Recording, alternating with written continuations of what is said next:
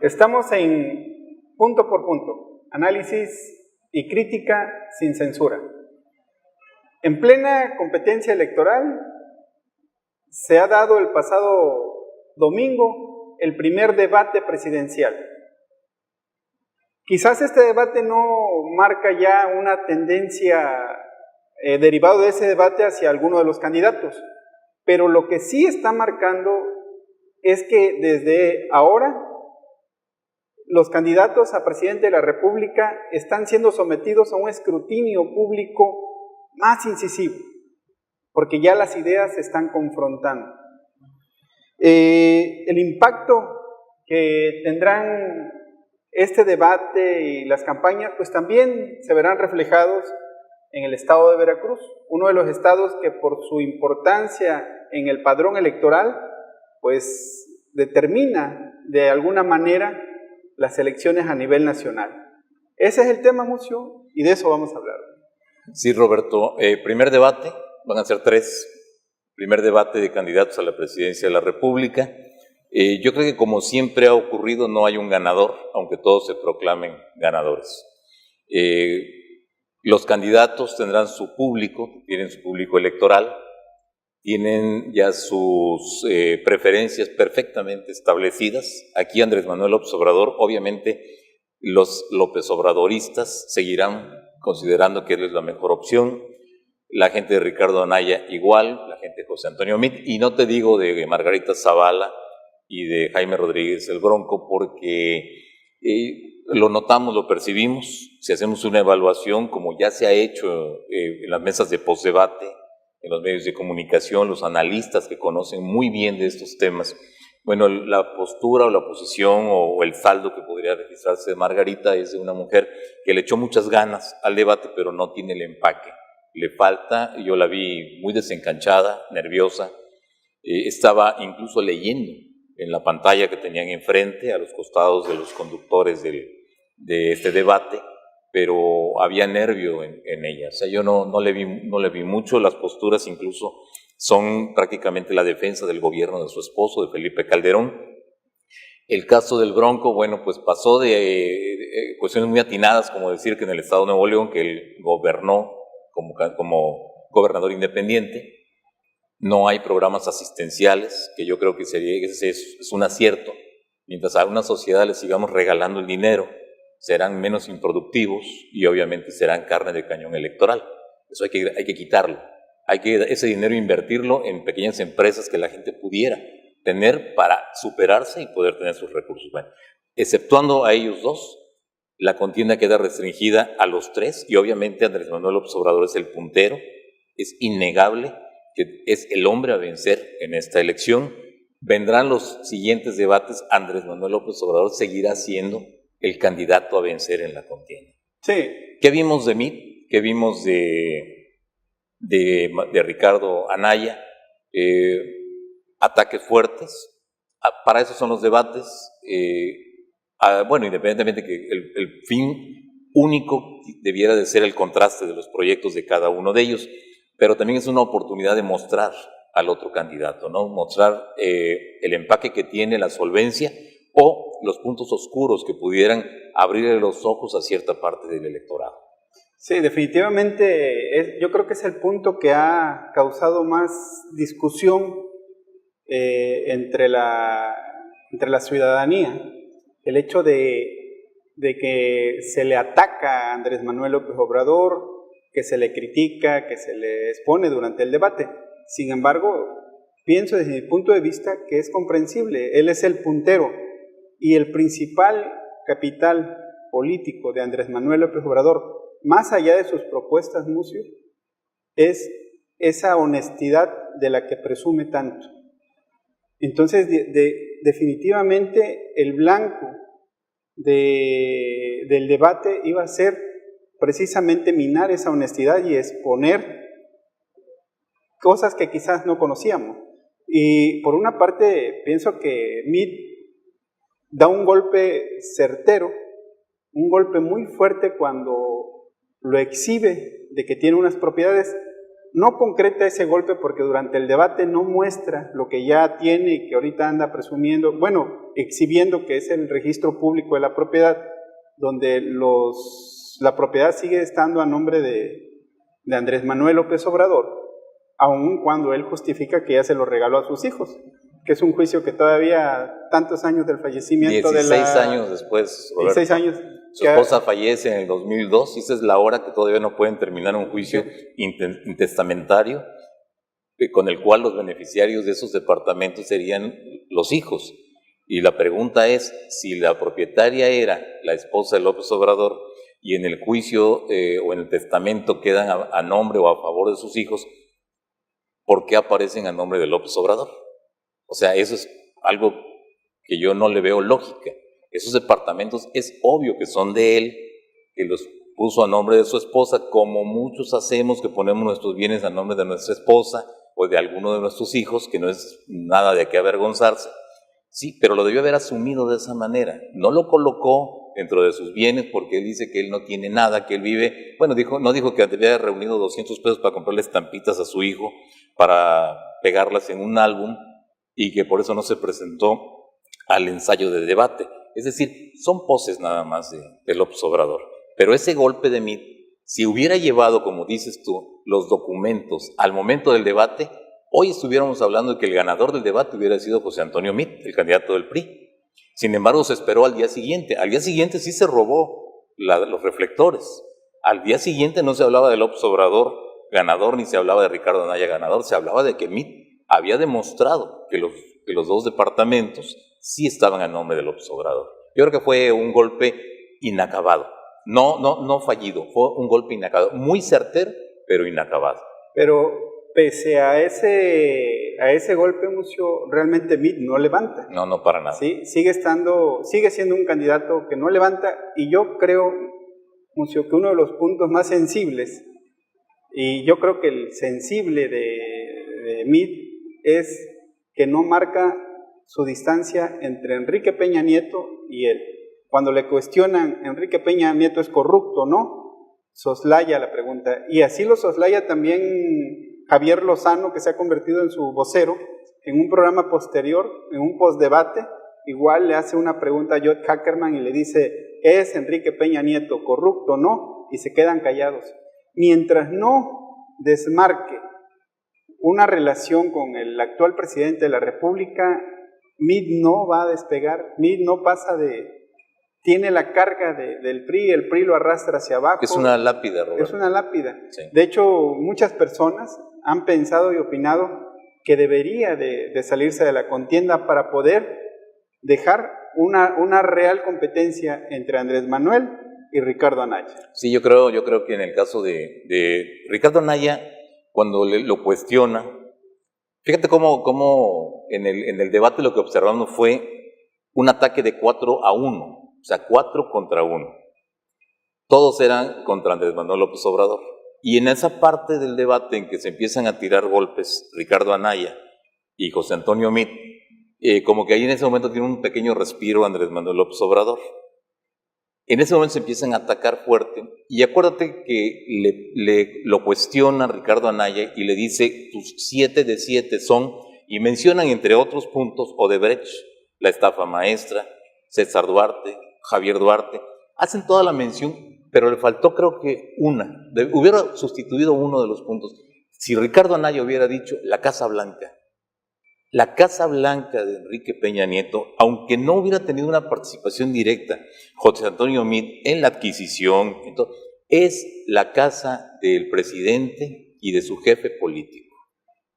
Y es un oprobio, y es un agravio, una casa de 80 y tantos millones de pesos que la esposa la presumió y que todavía seguimos esperando que la venda, como ofreció en aquel video, que para desagraviar a la sociedad, que había sido un error, pero ahí la siguen teniendo.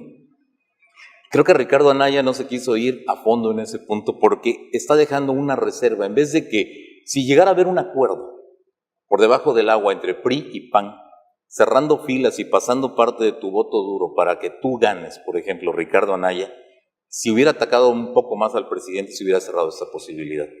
Yo creo que calcularon esa parte. Pero eso hubiera sido un golpe genial y hubiera dejado prácticamente ya la contienda entre dos, entre el candidato de la izquierda que representa a López Obrador y el candidato de la derecha, centro, tricolor o como le quieran llamar, que representa a Ricardo Anaya, a pesar de los golpes. Y ahora que se vuelve a reactivar el asunto de los bienes de Ricardo Anaya, el lavado de dinero, etcétera, no gana José Antonio Meade con eso. Sí, pierde Ricardo Anaya y se vuelve a colocar muy sólido, muy fuerte Andrés Manuel López Obrador. Yo creo que en ese punto la lápida que le pesa mucho a José Antonio Meade es normal, es que normalmente el candidato del partido gobernante venga muy erosionado, porque el ejercicio del poder así es.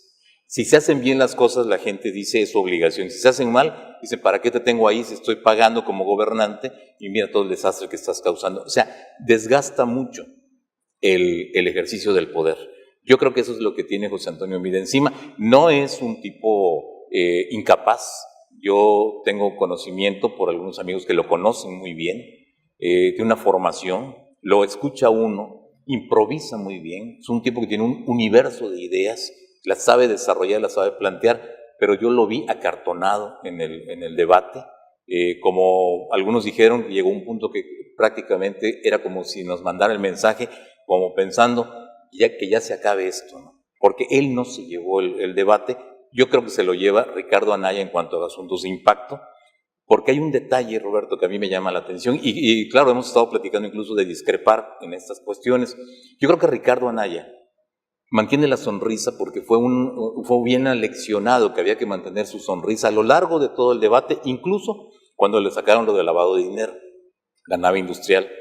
Él no dejó de sonreír, él estaba preparado para este debate, tiró los golpes y al final lo que le dice a López Obrador cuando le saca su pasado priista, lo de Manuel Bartlett, cuando lo confronta con su historia y termina diciendo, es una farsa tu historia, Andrés Manuel, creo que es un golpe demoledor. Lo que yo no vi en Andrés Manuel López Obrador fue la sonrisa.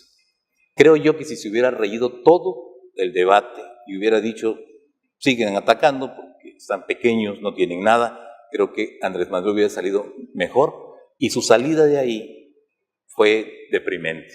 Cuando todos están esperando para la foto y todo, no les han dado instrucciones, él prácticamente se ve como que huye, como que sale en el silencio, tratando de buscar la penumbra, una sombra, y alejarse del lugar. Yo siento que fue muy malo. Él debió haber, en ese momento se hubiera quedado, hubiera sonreído, hubiera ido a abrazar y a felicitar a sus contrincantes y creo que hubiera ganado mucho más. Pero, Roberto, es un debate apenas. Sí. Es el principio, quizá cambie la temática para los siguientes. Habría que verlo, ¿no? Habría que verlo en los siguientes. Ha habido históricamente candidatos que han salido muy mal del primer debate y terminan victoriosos en los que le siguen y ganan la elección finalmente. Es una actitud intolerante. Desde mi punto de vista así fue.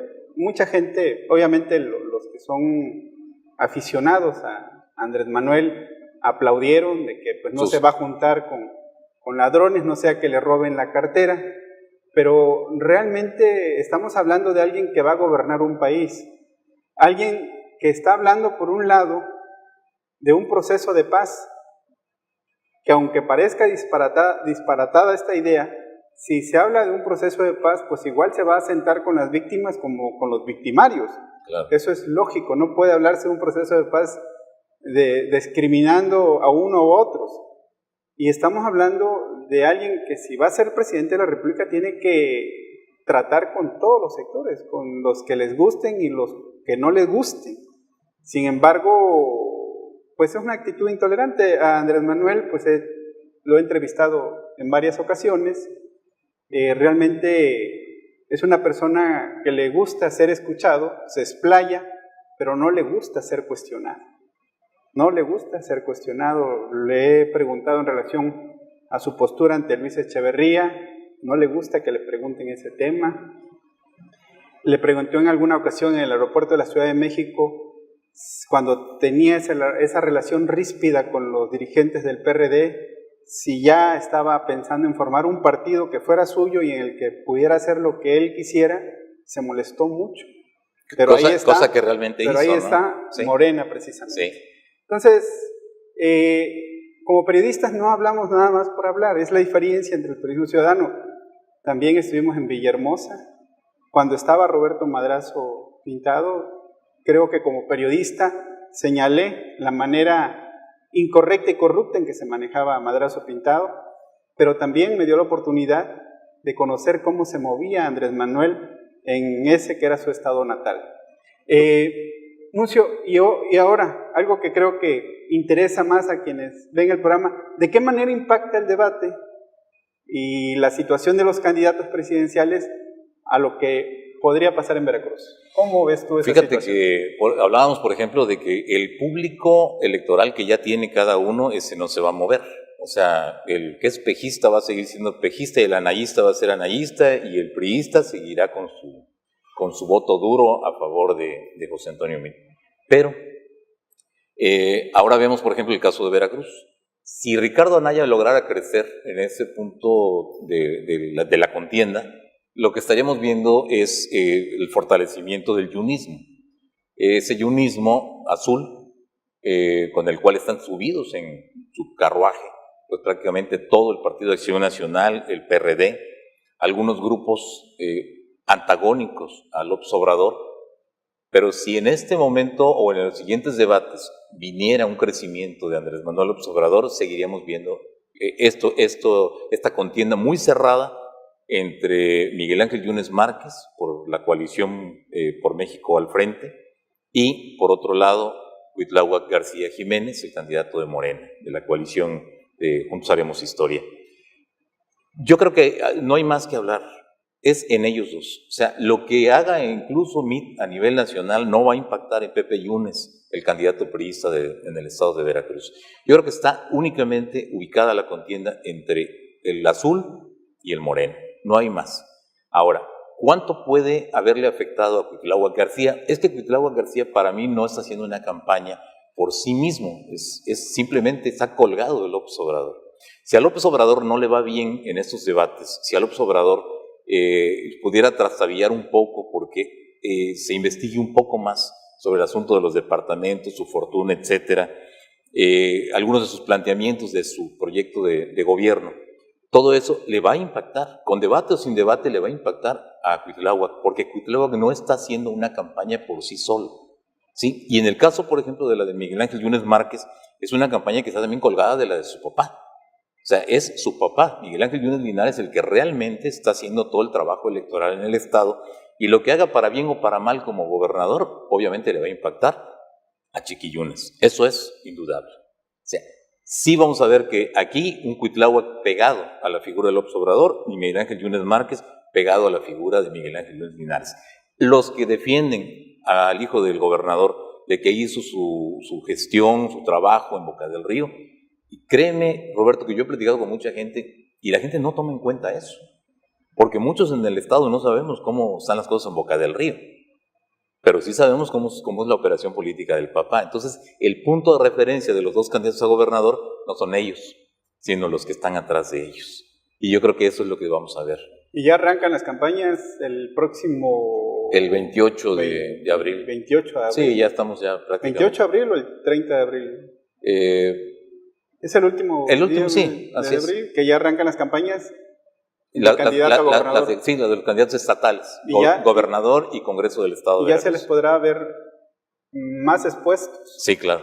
Y habrá que ver si Pepe Yunes sigue como está. Mira, yo Roberto, yo te comentaba, yo conozco a Pepe Yunes, yo sé que es un buen hombre, es una buena persona, pero le pasa lo mismo que a Pepe Meade, la carga del partido es terrible. La gente no quiere, yo veo mucho priista ya trabajando en Morena, y mucho priista trabajando en el PAN. ¿Por qué? Porque los ven como opciones ganadoras y a su propio partido ya no le ven nada. Un priista en alguna ocasión me dijo, y que conoce muy bien a Pepe Yunes, y me dijo, dice, mira, el problema es que van a pasar 10 años y el PRI no se va a recuperar del efecto Duarte. Eso es lo que está cargando todavía. Ahora, el problema de Pepe Yunes es Héctor Yunes. O sea, prácticamente los acuerdos que se hicieron, ya lo habíamos manejado aquí en el programa, es el que saca las candidaturas plurinominales, para diputados plurinominales, es Héctor Yunes, y coloca ahí a sus amigos. En cambio, se ve un rompimiento con muchas organizaciones que son muy fuertes y muy decisivas en las elecciones, que operan muy bien a lo largo de todo el estado de Veracruz, que son la gente que estaría trabajando en ese momento para Pepe Yunes, pero yo creo que no hay en ese momento ya condiciones. Es muy difícil que Pepe se pueda levantar. Se observa al priismo corriendo a los brazos de Morena, o incluso también a la parte con los Yunes, ¿no? Así frente por Veracruz. Sí. Bueno, pues con esto vamos a pasar al siguiente segmento, que es sobre el tema de Eva Cadena Sandoval, un tema que ha sido bastante polémico y que hoy vuelve al escenario con la presentación de un libro escrito por la periodista Claudia Guerrero.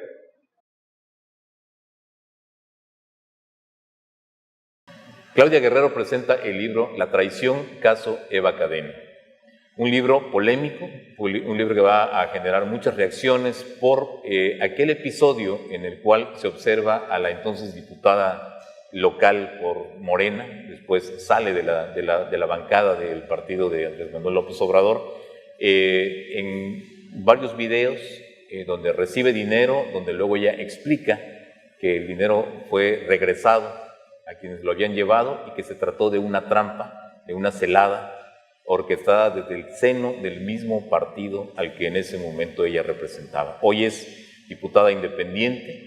En aquel entonces le costó perder la candidatura de Morena a la presidencia municipal de Las Chuapas y bueno, tiene la palabra ella. Ya fue muy golpeada, Roberto, vapuleada en los medios de comunicación, en el ámbito político, y le quedó el argumento de su verdad, que finalmente es lo que recoge Claudia Guerrero y plantea, y hay revelaciones muy interesantes en el libro.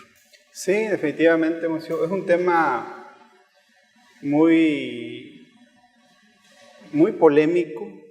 Realmente Eva Cadena fue sometida a un linchamiento mediático como el que no se había visto en mucho tiempo. Yo creo que desde la época de Bejarano, ¿no? Desde la época de Bejarano, pero hoy las redes sociales juegan un papel, créemelo, uno que va observando el desenvolvimiento de este tema, la ola de insultos, las agresiones. Creo que también en este marco pues se dan incluso atentados, ¿no? Sí. Balacean a su hijo. Sí. Es decir, la verdad, nos tocó hacer la cobertura periodística y ese muchacho podría haber estado muerto, si no es porque huye en su vehículo. Por su habilidad para manejar. Habilidad para manejar. Sí. Y pero yo creo que ahora mucha gente se pregunta por qué este libro precisamente en este tiempo electoral. Digo, finalmente no es ella quien marca los tiempos los marcó quien participó en esta trampa. Y bien decías, Mucio, en el momento en que se da a conocer este escándalo, precisamente el 24 de abril del año pasado, cuando se da a conocer este escándalo, la primera reacción de Eva Cadena fue deslindar a su partido de esta situación, ¿sí? Y aún en medio del linchamiento que le siguió después por los dirigentes de ese mismo partido, ella no aceptó involucrar a Andrés Manuel López Obrador, ¿sí? Claro, en ese momento también hay que decirlo, por la información que hemos seguido, no se sabía quiénes eran los que habían perpetrado esta trampa, ¿sí? Hoy, derivado de las investigaciones que hace la FEPADE, de las investigaciones que tiene que hacer ella por su propia cuenta, pues determina y demuestra en primera parte, que los videos habían sido alterados digitalmente para presentar una cosa que no era. En segundo, también determina y sabe y conoce que quien va a buscarlos para invitarlos a esa reunión con empresarios resulta ser un sobrino directo del diputado Amado Cruz Malpica. Ahí hay que apuntar también que en esos momentos Amado Cruz Malpica, como hasta el día de hoy, era el coordinador de la fracción legislativa de Morena en el Congreso del Estado de Veracruz. Y Eva Cadena era la vicecoordinadora de la fracción legislativa de Morena. ¿Por qué había un coordinador y una vicecoordinadora? Porque realmente ese cargo, Amado Cruz Malpica lo había ganado por un solo voto. Y esto con operación política de Rocío Nale, que no querían que fuera Eva Cadena la que estuviera en la coordinación de la fracción legislativa. Y ahí había una competencia, ¿sí? El sobrino de Amado Cruz Malpica llega hasta el municipio de Las Chuapas a pedirle a la oficina de gestoría a la oficina de gestoría de la diputada, a hablar con ella, no la encuentra, pero le pide a su gente que pues finalmente se comunique porque tiene una reunión que había sido acordada por el diputado Amado Cruz Malpica para que ella se reuniera con unos empresarios en Coatzacoalcos. Ella explica que de esa reunión, efectivamente Amado Cruz Malpica le había dicho que le iba a acercar unos empresarios para que la apoyaran en su campaña por la presidencia municipal de Las Chuapas. Cuando acude ella al Hotel Terranova, que es donde se da la primera reunión, y digo esto, Mucio, porque es algo que se ha discutido mucho y se le ha reclamado, ¿por qué no revela quién es la mujer la que le da el dinero?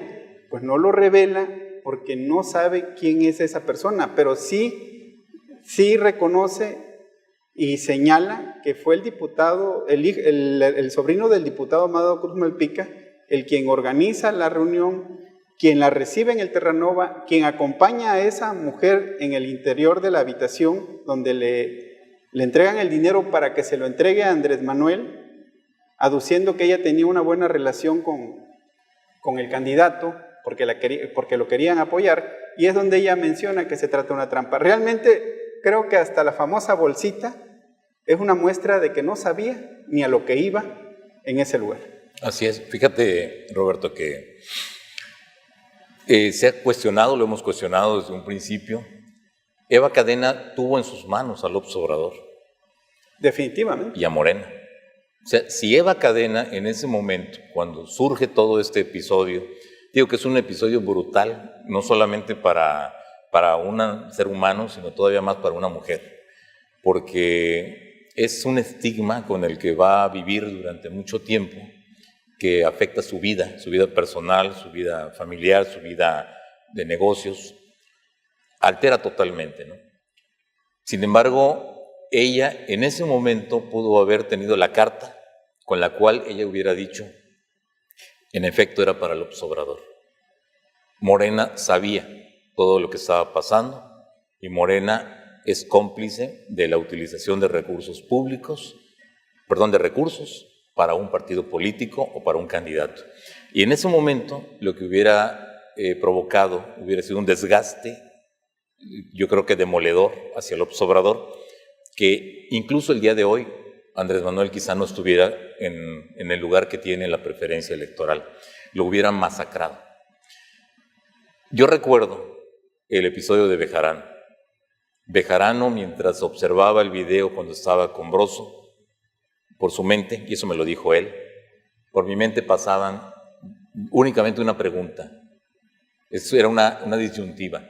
¿Es Andrés Manuel o soy yo? Y se volvió a preguntar, ¿es Andrés Manuel o soy yo? Y finalmente dijo, soy yo. Y él asumió que él había recibido y deslinda en ese momento a López Obrador. Eso él me lo dijo a mí de manera personal. Dice, y yo sabía las consecuencias de eso. Se caía Andrés Manuel López Obrador si yo hubiera dicho que él era. Por eso es que te digo, si la reacción de Eva hubiera sido de mala fe, implicar a López Obrador y a Morena, hoy la situación política de este país estaría totalmente distinta. Lo pudo haber hecho y pudo haber sido su carta de negociación con Rocío Nale, con los dirigentes de Morena, y no lo hizo. Se aguantó y recibió el chubasco y recibió el insulto y recibió una condena de la sociedad que no se esperó a que hubiera una condena por la parte judicial. Es decir, nunca el asunto se pudo consignar ante un juez porque la investigación partía de pruebas ilícitas, de pruebas mutiladas, de pruebas electrónicas, y ese fue finalmente el argumento que ella tuvo. Pero ella, pudiendo haberlos implicado, no lo hizo. Recordemos, la primera declaración de López Obrador al respecto dice, le pusieron una trampa. O sea, él todavía concediendo en el mismo plan que ella había sido objeto de una trampa. Posteriormente viene esa actitud visceral de parte de Rocío Nale y Jacob Polemski, donde se le van con todo y comienza a cambiar esa forma. Pero López Obrador se mantiene al margen y ya no la acusa de nada. Posteriormente ha hecho declaraciones y vuelve a reiterar de que, bueno, pues finalmente le pusieron una trampa. Pero yo creo que él ha de valorar a distancia en el tiempo, que Eva pudo haberlo reventado y no lo hizo. Y hoy, digo, le queda a Eva el argumento de decir, ahí está, no procedió, porque a fin de cuentas, y tú lo documentaste bien, Roberto, en las páginas de Presencia, hasta algunos ex subprocuradores generales de la República decían, es que ese tipo de pruebas que se están viendo y vigilando y ventilando no tienen un sustento legal. Los abogados con los que hablábamos decían, se va a caer el caso, ¿por qué? Porque la prueba es ilícita, partiendo de ahí. No hubo necesidad de llegar ni siquiera a una sentencia de un juez, no pasó el caso, se tuvo que desacreditar. Fue un linchamiento en toda la extensión de la palabra, todos los partidos políticos. Sí, claro. Del color que fuera, sí, claro. Se le fueron encima a Eva Cadena como exhibiéndola como una persona corrupta, una política corrupta. Y te voy a decir algo, Roberto. Yo sí valoro, yo vi, por ejemplo, el desafuero aquí en el Congreso del Estado. Todos los partidos lo hicieron, ¿sí? Morena por delante, el PRI, el PAN, todos. Los que la trataron incluso de atraer posteriormente, como el caso del PAN, y ella le puso una barrera a eso, votaron por el desafuero. Me quedo con la posición que tuvo Regina Vázquez, que votó en contra, ¿sí? Siendo en ese entonces priista. Y recuerdo a Regina también cuando en la Cámara de Diputados votó en contra de una decisión que su partido, fueron 2 diputados del PAN que se negaron a seguir la línea que les habían dado. En este caso hizo lo mismo, ella privilegió la condición de mujer de Eva y votó en contra, y Cintia Lobato, que se abstuvo de votar. Creo que hay más, pero yo recuerdo a esas 2 personas, esos 2 diputados, esas 2 diputadas, que tuvieron cuando menos esa prudencia, porque ya después, cuando Eva regresa, cuando no se le puede acusar de nada, cuando tira el desafuero, cuando vuelve a su cargo, entonces sí todo el mundo ya se le quería acercar, y todo el mundo quería tomarse la foto, y todo el mundo quería jalarla para que formara parte de una fracción parlamentaria, y eso pues ella hasta este momento se ha mantenido totalmente ajena. Y hay un punto muy importante, Mucio, que creo que vale contestar. Hay una pregunta que ¿por qué ese nivel de linchamiento? ¿Por qué le pusieron la trampa? En un reciente comentario que hacía yo preguntaba también, esa trampa se la pusieron porque Eva Cadena le representaba una competencia en el liderazgo político en el sur de Veracruz, con Morena, a Rocío Nale, que es la que impone candidatos en esta zona. Pues no parecía suficiente, pero había algo más, algo que creo que ella debe de aclarar, de decirlo, que era la cuestión de la discusión que existía dentro de la fracción legislativa de Morena en el Congreso del Estado por el desvío de los recursos que en el Congreso se le entregan a la fracción legislativa para que los diputados tengan recursos para hacer trabajo de gestión o incluso algunas obras sociales en los distritos que representan. Esa discusión, como vicecoordinadora, los demás diputados buscaban a Eva, se lo planteaban, y ella discutía con Amado de que tenían que entregarse esos recursos. ¿Por qué? Porque esos recursos estaban siendo desviados, eso sí, a la campaña de Andrés Manuel López Obrador. Y eso ya representaba un gran problema, era muy incómodo. Roberto, tú acabas de mencionar a la campaña de Andrés Manuel López Obrador. En aquel entonces no era candidato, pero ya andaba en campaña. No, él ya andaba en campaña. Porque en aquel entonces era la campaña de Cuitláhuac García, candidato de Morena a gobernador de Veracruz, pero en realidad el que le hacía la campaña era Andrés Manuel López Obrador, y que parte de esos recursos que estaban recibiéndose, que estaban manejándose de manera ilegal porque estaban siendo desviados hacia un fin electoral, ¿sí? Que debieron haberse aplicado y no retenido y sobre todo transparentado en el Congreso, sobre todo en la fracción parlamentaria de Morena. Eva lo pone en el tapete de las discusiones y luego revela las cantidades y dice: es una farsa porque ni siquiera nos están descontando el dinero que supuestamente se va para universidades. Ese fue otro punto que ella logró acreditar y lo acreditó con documentos, ¿sí? Ella también hace mención a otro detalle, Roberto. Mientras ella lo que estaba haciendo era disputándole un liderazgo a Rocío Nale. Rocío Nale es muy mal vista entre la gente de Morena. Y si algunos salen en defensa de ella, y sobre todo si salen con sus insultos, sus descalificaciones, hasta sus amenazas, que la mera verdad, Roberto, a mí me dan risa todos esos pejezombis y chairos, o como se les quiera llamar, porque son gente que no piensa, que no razona lo que está haciendo. A nosotros no nos hace mella eso, a los políticos tampoco les hace mella, pero sí muestra el nivel tan bajo de cultura que se tiene entre esa gente.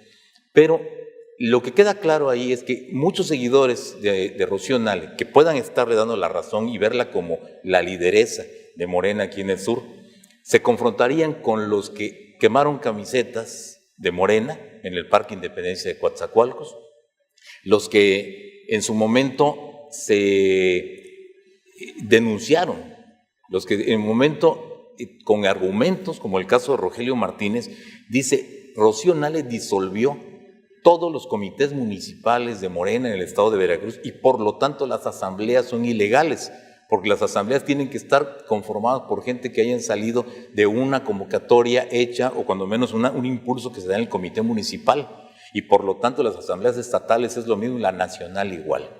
No hay legitimidad en todo eso. Esa es la solvencia o la falta de solvencia que pudiera tener Rocío Nale. Eva venía avanzando con un trabajo de gestoría. Eva conectaba a mucha gente con funcionarios públicos y se lograban resultados. Pero ella no estaba desviando los recursos, los desviaba el grupo de Rocío Nale. Sí, y ese era el punto, ¿no? Sí, y hay otro detalle que la propia diputada Julie Sheridan, diputada por Minatitlán, ha revelado y dice: es que muchos de los diputados nos reunimos con el gobernador, pero teníamos que hacerlo a espaldas del partido, porque el partido nos tenía puesta la negativa de tratar cualquier punto con Yunes Linares. Pero sin embargo acusaba que los dirigentes de Morena sí lo hacen. Y sí lo hacen, y se reúnen con el gobernador de Veracruz. Es decir, estamos hablando de una doble moral, una simulación, ¿sí? Porque la gente de Morena, a nivel de diputados, a nivel de dirigentes, sí tienen trato con el gobierno de Miguel Ángel Yunes, cosa que para Rocío es como un sacrilegio, para Rocío Nale, ¿sí? Para Andrés Manuel López Obrador, pero sí hay ese trato, y el liderazgo de Eva Cadena se estaba afincando precisamente en la solución de muchos problemas. No, y es que si salía a la luz pública la manera en que, como finalmente pasó, en que la fracción legislativa de Morena, los recursos de esa fracción se iban a la campaña de Andrés Manuel López Obrador, y lo digo así porque era una campaña, claro, y sigue siendo una claro, campaña, eso hubiese sido un escandalazo, hubiese sido un problema electoral muy grave para Morena. Tú lo mencionas, no, quizás López Obrador no tendría el lugar que tiene ahorita en la boleta. Sin embargo, yo puedo tener la hipótesis de que precisamente la trampa deriva de eso y había que pegarle a su prestigio y pegarle a liquidarla políticamente. Precisamente para que su voz y su denuncia no tuviera valor, como de alguna manera lo vemos, aun cuando hoy precisamente está anunciando que son 5 denuncias que tiene interpuesta en contra de diversos actores de Morena. Entre ellos Rocío Nale, el familiar de Amado Cruz Malpica, El Universal. El periódico El Universal. ¿Sí? Y está exigiendo que la FEPADE concluya las investigaciones. Aun cuando ella ya demostró su inocencia ante esas autoridades, exige que la FEPADE concluya su investigación. Tiene que dictaminar. No lo ha hecho. Como una fiscalía tiene que dictaminar a favor, en contra, de deslindar responsabilidades. Pero además, Roberto, hay un daño moral. Ella está planteando que hay un daño moral y está exigiendo una reparación del daño, y es económico, de acuerdo con la ley. Son muchos millones de pesos que tendría que pagar cada uno de ellos, incluso el periódico El Universal, si fallan en contra de ellos. Yo siento que es algo muy difícil tanto que la FEPADE siga las investigaciones como que se repare el daño moral por un problema que tenemos en este país, Mucio, que es de impunidad. Claro. ¿Sí? Es la doble moral que se realiza en este país, porque incluso se vierten mentiras a diestra y siniestra. Digo, el caso de la diputada Rocío Nale, que desde la tribuna del Congreso Federal señala a la hermana de Jorge Winkler, el fiscal de Veracruz, que es el fiscal de Veracruz, pero que ella no tenía nada que ver y que la señala como la mujer que entrega el dinero, y además, y escrito está en el documento que la Comisión de Honor y Justicia de Morena presenta para anunciar la expulsión de Eva Cadena de Morena, ahí está registrado que Rocío Nale asegura tener un video en el cual está Eva Cadena, el alcalde de Acayucan y el gobernador del estado, Miguel Ángel Yunes Linares, acordando la trampa de los videos. Le han exigido ese video, se lo han pedido, ¿y cuándo lo ha presentado? Rocío Nale es como hasta el día de hoy no lo ha presentado. Es como un chivo loco en cristalería. Dispara declaraciones de todo tipo, ha acusado a todo mundo y no tiene una sola prueba de lo que dice. Y no es una. Y por cada demanda que le cayera, se iba a pasar entretenida el resto de... No iba a despachar como Secretaría de Energía como ella quiere en el gobierno de López Obrador. Iba a tener que estar atendiendo tanta demanda que se le ha atravesado en el camino. Yo le cuestionaría a Eva, desde un punto de vista como lo que nos toca a nosotros, el que si sabe los nombres de quienes se reúnen en lo oscurito con el gobernador de Veracruz, la gente de Morena, que lo haga público. Yo creo que sería sano, para que también se les quite a esas gentes de estar haciendo un doble juego, ¿sí? Y que el señor candidato a la presidencia de la República pues vea que sus órdenes en primera no son acatadas por los diputados o por los dirigentes de su partido. En segunda, no se vale que se esté desviando el recurso para asuntos de tipo electoral cuando está con la simulación de que es para universidades que no vemos por ningún lado y que en el caso de la de aquí del sur de Veracruz, pues esa era una gestión que ya había iniciado Renato Tronco cuando tenía el poder aquí en el estado de Veracruz y que habían sido otra gente y de repente llegan ellos y se paran el cuello, se ponen la camiseta de que ellos son los que todo lo gestionaron. Yo creo que Eva en ese punto pudiera decirnos mucho más. Creo que eso, en la medida que ella hable y vaya diciendo más detalles de todo lo que ha habido ahí, se podrá ir teniendo un enfoque distinto a este problema que se generó. Fíjate que yo creo que es el valor que tendrá la presentación que está haciendo de este libro, que escribe Claudia Guerrero, pero que sin duda le está dando la oportunidad a ella de volver a hablar del tema en diversos foros, donde está siendo muy fuertemente cuestionada. Hace rato estábamos viendo una transmisión en vivo en YouTube de la presentación del libro que se hace precisamente hoy jueves en el Congreso del Estado, y le estaban haciendo preguntas muy fuertes, ¿sí? Pero pienso que como tiene las respuestas, ojalá y eso se refleje en la prensa, porque hay muchos puntos muy interesantes que ella tendrá la oportunidad de señalar, precisamente cuestiones que ha dicho, pero que esta avalancha de difamación, de insultos y de agresiones la ha mantenido sin que se pueda escuchar su voz. Sí, sí, porque no es fácil, Roberto, salir de una visión que se tiene de estar recibiendo un dinero, pero hay que ver por qué. O sea, cuál fue el contexto real de todo esto y sobre todo quiénes armaron toda esta cuestión. Acuérdate que ahí están señaladas varias personas, incluso gentes muy allegadas al presidente municipal de Coatzacoalcos, de Víctor Carranza. También están ellos ubicados como parte de esta trama. Como parte de esa trama, sí, efectivamente. Yo creo que por ahí hay mucho todavía que decir de este caso. Así es, Mucio. Pues bueno, les agradecemos que nos hayan acompañado en Punto por Punto, análisis y crítica sin censura.